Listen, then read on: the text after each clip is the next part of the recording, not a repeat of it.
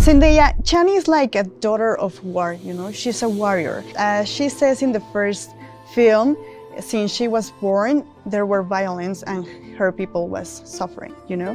But what I love about her is that she only knows violence as a way of freedom, but if she had the chance to take a way out without violence, she will take it because she's a person who loves and who cares and who empathizes with the context. Absolutely. I think if anything, the most difficult part about the love story is that I think this type of love or this type of tenderness, I think, is a new feeling for her. And I think she has a lot of guards built up because of what Paul represents to her. And if anything, she despises the entire Bene Gesserit system that made him exist in her world. So just the sheer idea that there would be love there for him is difficult enough.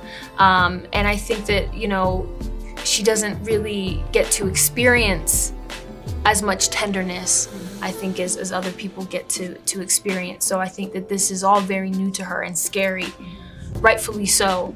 And so for me, I was like, how do we build a love story when someone is so afraid to allow this type of love to exist for her and allow this person in, especially when there's a battle between what she thinks is right and what she feels is right in her head, and then what her heart might be yearning or wanting and wishing that he was someone else.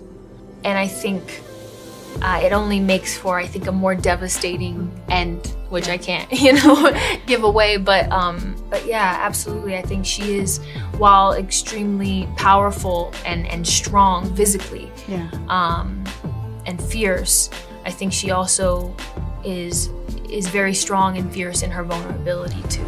I love how Denis writes his characters, the male characters, but most of all the women characters, because they can be warriors like Chani, but at the, you know, on the other side there are this group of women that are controlling the historical narrative through written and spoken words, and that's impressive. And what I love the most about that is how they are not necessarily correct, you know.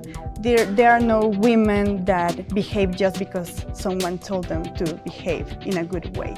So I would like to know, what do you think about that, considering your character? Yeah, we've actually been discussing that quite a bit recently, of just how so many of these women are in the very same situation that the men are in. However, they are dealing with it in a completely different way, and they are also trying to either obtain control, keep control, control. Like, these women are incredibly powerful in their own rights, and completely different. Like, Chani and Irulan couldn't have, I mean, they're so far from each other. They've had different upbringings, different cultures, different people. They are made of different things, and yet they are both kind of trying to do very similar things. And it doesn't mean that one is more strong than the other, or one is more powerful than the other. They are both just trying to, I suppose, navigate this way through the scenario that's happening in this world. It also just makes for a very exciting set of female characters to play and to watch and to be in this world with. I don't think I've been in a movie quite this male character heavy, but also the women are completely dominating the storyline. It's very, very exciting, and the respect and the weight goes into both sexes equally. And I think that's what you find so menacing about the Bene Gesserit, is because they might not be like the Harkonnen, they might not be physically able to win a fight against all these other men. However, their brains are terrifying. They can literally make them do yes, exactly. They are terrifying. And there is something so respectful that Denis has done with just allowing these women in the frames that they have to, I suppose, carry their own importance. Yeah, it's great. So thank you very much for your time, and thank you very much for this movie again. Thank you. It's only fragments. Nothing's clear.